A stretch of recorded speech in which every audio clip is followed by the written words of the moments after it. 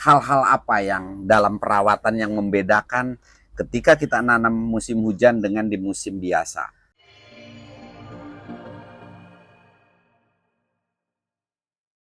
Assalamualaikum warahmatullahi wabarakatuh. Waalaikumsalam warahmatullahi wabarakatuh.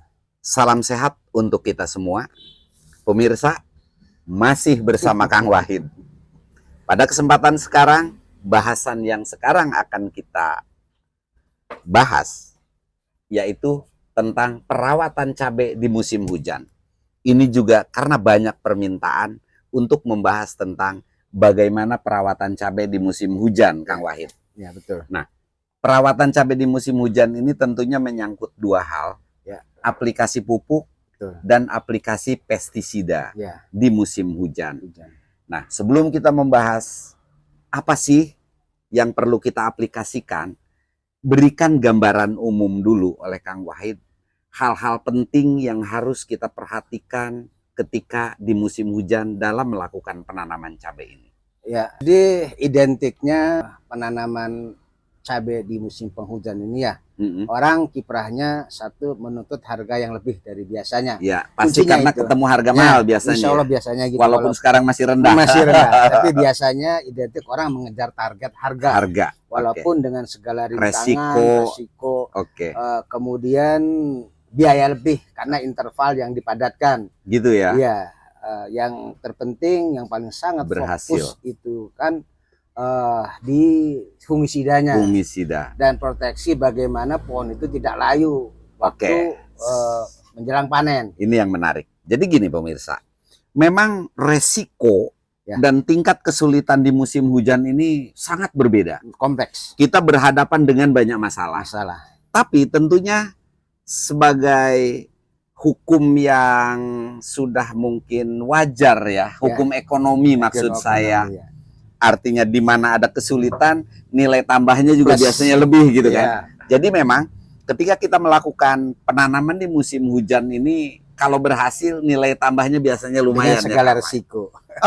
Untuk itu coba kita bedah dan kita bahas pelan-pelan, simple, tapi bisa dipahami dan bisa dilaksanakan oleh petani, terutama pemula, Kang Wahid. Ya, silakan. Jadi saya garis bawahi, satu, di musim penghujan itu pilih varietas yang memang sudah tahan virus. Lanjut, Kang Wahid. Varietas. Varietas yang sangat mumpuni dikala segala cuaca ada dalam musim penghujan, terutama musim hujan ini ya. Artinya tingkat kelayuan pohon, tingkat diskriminasi serangan penyakit dan rontok buah dan lalat buah pun cenderung lebih banyak. Makanya dengan segala teorinya harga insya Allah biasanya lebih dari biasanya. Patokan pertama, tanam varietas yang tahan di musim hujan. Pengalaman Kang Wahid, jenis cabai keriting yang tahan di musim hujan itu apa? Saya rekomendasikan, bukan kita mengendorse suatu merek. Nggak apa-apa, kita sebut aja. Walaupun tidak ada kepentingan. Ada dua pilihan. Satu varietas Bostavi dengan harga yang mungkin signifikan di atas 200 ya mungkin. Dan yang kedua adalah Nerotavi. Jadi kita tanam varietas yang semua tahan virus kan gitu. Ini yang untuk cabai keriting. Ya, untuk cabai keriting. Kalau untuk cabai rawit? Kalau untuk cabai rawit sementara ini masih cari-cari ya, belum karena saya sendiri baru melakukan 1 tahun ini untuk cabai rawit. Yang saya tanam kemarin cabai keriting ya. Ori 212, saya lebih cenderung ke dua varietas, Ori 212 dan Kaliber ya. Kaliber untuk jenis cocok. Pohon besar semua. Tapi intinya kembali bahwa yang cabai keriting itu adalah Bostavi dan Nerotavi. Saya cenderung rekomendasikan Bostavi dan Nerotavi. Yang kedua, setelah varietas apa yang paling penting untuk diperhatikan? Yang perlu diperhatikan adalah saat kita menyemai. Penyemaian itu bisa dikatakan vital dalam cocok budidaya di musim penghujan. Apa yang harus diperhatikan? Kita perhatikan adalah porositas media semainya, Pak. Media apa yang cocok yang biasa digunakan Kang Wahid di musim hujan? Saya biasanya kalaupun kebanyakan umum ya, kita tambahkan aja tanah yang memang tanah pilihan, kalau bisa tanah kebun ataupun yang dekat bambu, bawahnya lah bagus. Dan kemudian ditambahkan dengan sekam arang. Jadi karang sekam, keberhasilan budidaya adalah awal start kita akan bikin bibit di penyemayan di ini. penyemayan. Perbandingan tanah kebun yang diayak tentunya ya halus betul. dengan sekam bakar ini berapa perbandingannya? Cukuplah 3:2. 3:2. Jadi tanah 3, sekam bakar 2. Sekam Oke. bakar 2. Terus lanjut aja Kang Wahid. Dan kemudian sedikit diberikan media semai tersebut, satu fungisida, keduanya karboforan ataupun yang orang banyak menyebut dengan simpel aja puradan lah. Itu sangat membantu untuk mengatasi terjadinya menggerogoti benih itu benih awal yang memang berarti diaduk dengan media tanah. Diaduk. Jadi fungisida dosisnya Kang Wahid. Dosisnya kalaupun umpamanya kita mau menyemai sekitar 1.000 satu pack gitulah. Satu pack lah, satu pack 2.000 Pak, 1.500 paling rendah. Itu minimal 10 sendok. Jenis apapun, mau pakai antrakol, mau pakai mankosep, diadukin dengan media. Diaduk dan karboforannya cukuplah 3 sendok. 3 sendok diaduk satu ya. Diaduk satu, kemudian didiamkan beberapa hari. Setelah itu baru dimasukkan ke media-media tersebut. Saya rekomendasikan kalau bisa jangan pakai potray lah. Pakai plastik pakai aja. polybag aja. Ukuran 10 lebih utama, di bawah itu juga 8-10 juga lebih baik. Oke. Artinya untuk menekan banyakkan media. 6-8 juga bisa. Ukuran 6 atau 8. Ya 6 atau 6-8. Oke. Kunci itu ya. Jadi di penyemaian ya. Dari penyemaian dulu, kalau penyemaian dulu udah sehat, dan kemudian jangan lupa tuh setelah bibit itu tumbuh, proteksilah dengan segala jenis fungisida dan akadesida, karena kalau digabung. Fungisidanya apa biasanya yang digunakan? Antrakol aja. Antrakol yang mendasar yang dulu. Mendasar, semua tahu antrakol, dan kemudian sudah umum ditambahkan dengan Pegasus dan akadesida lah, Pegasus atau Samit. Artinya dari start awal bibit itu kita udah seperti sebelum dipindah ke lahan tuh diimunisasi dulu. Itu yang dimaksud. Lanjut. Jadi sebelum ditanam di lapangan kita sudah ada imunisasi buat pohon menjelang perang di lapangan. Oke. Terus dan kemudian dari awal itu ya. Ini dari sampai penyemaian. Sekarang pindah tanam. Ya, perawatan itu semenjak dini. Ya, artinya diimunisasi ketika di persemaian. Setelah 3 hari kita langsung start aja Pak. Untuk pindahkan. Ya, jadi biasanya di musim hujan ini umur berapa hari tanaman udah siap pindah tanam Kang Wahid? Minimal 25 hari setelah timbul daun 6 sampai 7 lah. Daun 6, biar agak kuat dulu ya untuk 6 atau 7 daun itu biasanya umur 25 sampai dengan 30. Maksimal itu 30 hari. Oke. 25 hari itu udah perfect lah bisa. Udah bisa. Jadi, ya. Lebih bagus lah, lebih mudah itu. Cuman saya rekomendasikan itu tadi 1 bulan lah paling lambatnya kan. Jangan lebih dari 1 bulan pindah tanam. Oke. Nah, kemudian setelah penanaman di lahan tentunya hal-hal apa yang dalam perawatan yang membedakan ketika kita nanam musim hujan dengan di musim biasa? Yang perlu digarisbawahi untuk musim penghujan ini karena sering terjadinya kerontokan daun yang dimakan. Nah, rontok daun ini di musim hujan biasanya penyebabnya apa? Jamur? Jamur bisa, kelembaban tinggi, terlalu basah media, kemudian terlalu basah lahan ataupun bedengan.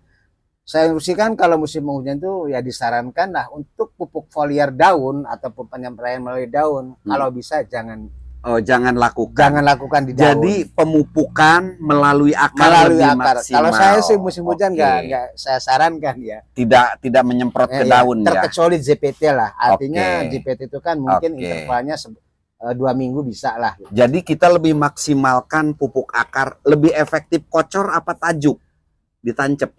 Kalau di musim penghujan kocor cukup 1 atau 2 kali. Gitu ya. Cukup lebih 1 jarang atau 2 kali. Satu fase itu. Karena lebih cenderung saya instruksi itu ketugal. Karena dipendam ya, kita bikin bangker pupuk. Kalaupun 1 lubang itu 2 sendok. Jadi tapi bukan di lubang tanam ya. Bukan. Artinya ada lubang gendong umumnya gini supaya lebih jelas. Ini lubang tanam gitu kan. 2 baris kan. Kita bikin di sini. Ini lubang gendong gitu kan.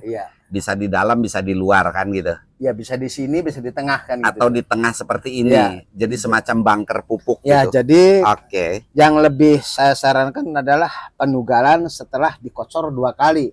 Jadi menjelang fase generatif. Fase generatif pengocoran pertama di berapa HST? Fase vegetatif dulu. Jadi, Ya, dari vegetatif itu cukup 2 kocoran. Iya, berapa musim. HST? 3 atau 4 hari lah. 3-4 hari tanam langsung kocor. Gitu. Oke, langsung. 3 atau 4 hari kocor dengan dosis yaitu tadi cukup lah. Rendah ya. Ya, rendah dulu aja. Ini yang dikocorkan pupuk apa? NPK seimbang. NPK 16 saja ya. Ya, ditambah dengan KNO merah. KNO 3 merah tetap ya. Perbandingannya per 100 liter itu saya biasanya memakai hanya 1 kilo. 1 kilo dengan NPK 1616, KNO merah 250 gram atau 1 gelas. Oh, jadi NPK-nya 1 kilo, ya. Kemudian KNO 3-nya 250 gram. Kemudian, untuk kocoran pertama dicampur 100 liter air. Kemudian saya tambahkan bakterisida dan fungisida yaitu Nordok 5 sendok saja. Jadi langsung di dalam kocoran ini dicampurkan.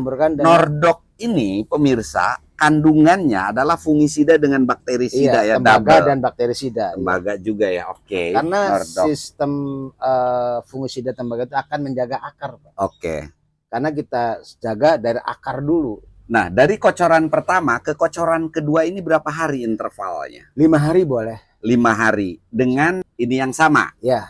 Dengan yang sama aja. Kemudian setelah vegetatif baru meningkat gitu tuh. Oke. Jadi kalau ini kan di fase vegetatif ya. awal. Ya. Minggu pertama kedua. Menurut saya sih satu efisiensi tenaga kerja ya karena dikocor dengan ditugal itu beda. Tenaganya. Jadi saya sarankan kalau di saat phase musim hujan itu lebih baik ditugal. Nah, mulai penugalan ini di berapa HST? Biasanya di 20 udah mulai dipendam ya, 3 Mei 2021 ya. Bisa 4 hari, bisa 1 minggu kocor tuh ya. Jadi 4 hari kemudian dikocor, kemudian 11 hari dikocor, itu baru ke 3 minggunya kita langsung tugal aja karena debit hujan itu akan turun melalui mulsa lubang itu dan membasahi sama pupuk dengan sistem kita ngocor. Hanya kita sifatnya bikin bunker pupuk. Okay. Berapa kekuatannya ini istilah yang baru buat saya. Bunker pupuk itu berapa kekuatannya? Kalau kita sudah mengasih pupuk itu dalam lubang-lubang gendong itu 2 sendok makan aja per lubang. Di lubang gendong. Iya, cukup itu. Nah, pupuknya itu hanya NPK 16 atau dicampur? Kalau ini saya pakai Saprodap aja, semprotan utama. Dicampur. Ya, jadi kalaupun 50 kilo NPK winernya berarti bisa kita gunakan NPK winner plus Saprodap. Harus itu, harus karena kita bolak-balik tadi main fosfat ya. Ya, main fosfat. Walaupun di pupuk dasar itu kita tekan fosfat itu lebih banyak dan susulan pun P lebih tinggi lagi ada unsurnya di Saprodap. Itulah kunci. Insya Allah kalau itu 2 komponen tersebut kita 1 sendok berbanding 1 sendok ditutup. Nah, ketika penugalan ini kan di umur 21. Ya. Dilakukan penugalan lagi atau pemendaman pupuk lagi ini di umur berapa? Itu menjelang panen biasanya, Pak. Setelah berbuah. Setelah berbuah menjelang panen baru kalau dikasih lagi itu mungkin hanya 1 fase musim itu cukup 3 kali penugalan, Pak. Gitu ya. Ya. Jadi menjelang pembungaan di umur 21 kemudian di umur 1,5 bulan mungkin 45 ya, sekitar 50 lah. 50. Karena bunker itu minimal paling habis itu 25 hari itu masih bisa masih ada. Jadi kemudian setelah 25 kita susulan ulang ya itu tadi. Oke, itu dari pemupukan ya. Artinya yang utama adalah penugalan atau sistem pendam lah, bikin bunker pupuk. Itu yang lebih efektif. Nah, kemudian untuk antisipasi hama penyakit, penyemprotan biasanya interval berapa hari? Saya kalau musim penghujan tergantung cuaca sih, Pak ya. Kalau udah habis disemprot hujan ya 3 hari itu harus semprot ulang. Yang diperkuat itu fungisida baik sistemik ataupun kontak. Kalau awal saya kalau untuk fungisidanya saya langsung masuk skor loh. Di vegetatif banyak yang komplain bahwa skor itu dipakai di fase vegetatif itu akan menghentikan pertumbuhan katanya. Sah saja. Ya, jadi kadang saya kayak gitu ya. Kita buktikan saya pakai skor dari awal, nanti kita video live ya. Artinya gini, ketika kita beda pendapat, tidak perlu saling menyalahkan. Saya bilang tadi bahwa pengalaman akan membimbing kita. Saya dari kemarin dikomplain seperti itu. Padahal ini sesuatu yang biasa kita lakukan di melon, di apa, normal-normal aja. Dan nanti akan kita buktikan di kebun sekarang yang Kang Wahid kebetulan udah saya lagi panen, mau panen ini. pas musim hujan Musim hujan, punya air tanaman gede. dan sekarang panen, Ya, nanti bila kita perlu kita buktikan. live di Boleh. kebun cabai Kang Wahid. Kemarin baru panen 1 kali nih, hari Rabu besok 2 kali. Nah, saran Kang Wahid di musim hujan ini fungisida yang paling disarankan dengan insektisida apa aja? Fungisidanya tetap antrakol selalu kita ikut. Ya, itu artinya rutinitas lah kalau untuk antrakol. kita, ya. Kemudian mankoseb juga kita rolling aja. Dan kemudian ditambahkan dengan Bion lah. Bion M. Bion itu wajib, Bion M ataupun Bion Gold. Ada 2. Oh, gitu. Ada Bion M, ada Bion Gold. Iya, ya. kita mix aja boleh. Oke, terus dan untuk insektisidanya ya standar ya untuk kutu-kutu. Kita awal juga confident bisa masuk Abamectin. Ya artinya paling imidacloropid, Abamectin. Emamectin jangan lupa loh. Ulet ya. Ulet itu karena saya lebih cenderung ke Emamectin loh kalau musim hujan, karena dia sifatnya kontak sistemik gitu. Jadi ya di samping merek yang lain, tapi dan tentu akarisida satu lagi. Iya, akarisida itu ya harus vital. Vital baik.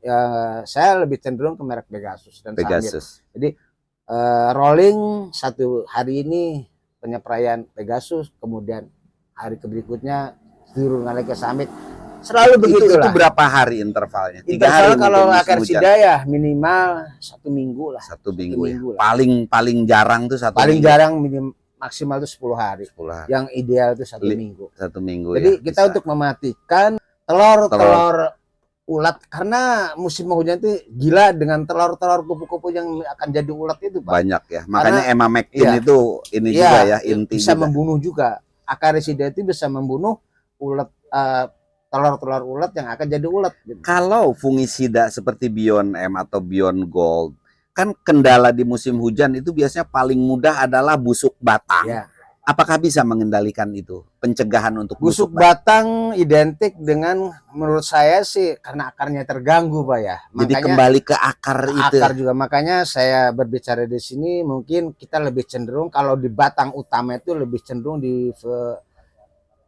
diaplikasikan kayak sejenis Harmony BS, Harmony P untuk memperkuat akar. Terus satu lagi yang untuk memperkuat akar itu adalah ada dari BS itu Tunas Agur itu Wonderfat.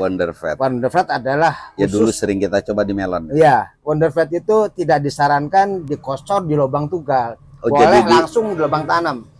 Wonderfat itu karena akan menjaga bintil akar dan akar gada.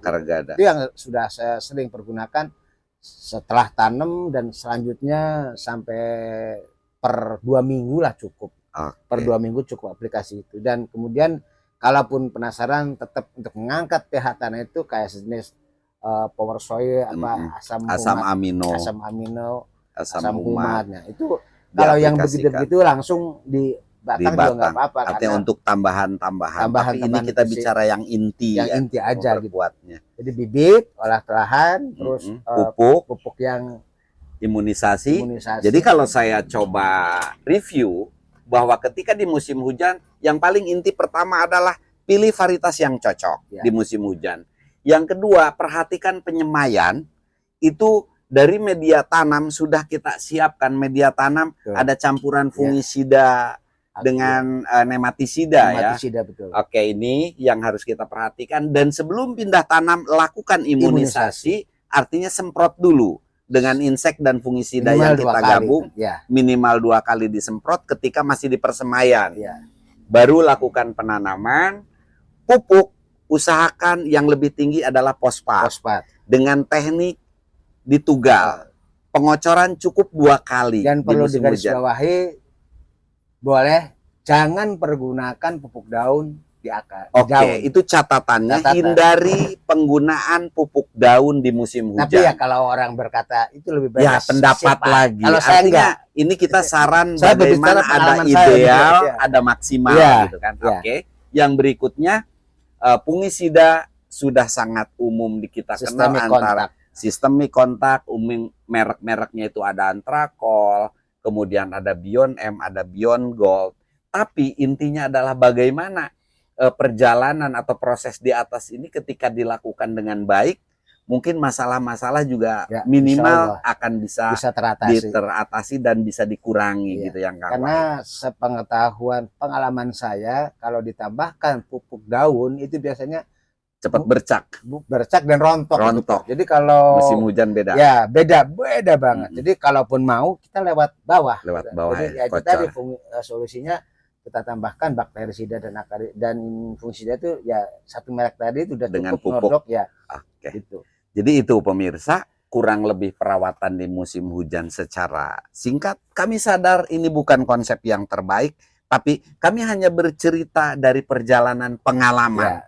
Beda pendapat, biarkan lumrah untuk membuat kita lebih paham. Tidak ada yang paling benar, termasuk apa yang kami sampaikan. Betul. Mungkin tidak ada arti apa-apa. Tapi boleh dibuktikan di lapangan. Kita hanya berusaha mudah-mudahan sekecil apapun memberikan manfaat kepada sesama teman Sharing petani. pendapat. Karena saya paling ingat perjalanan dulu datang ke petani, mereknya dilepasin.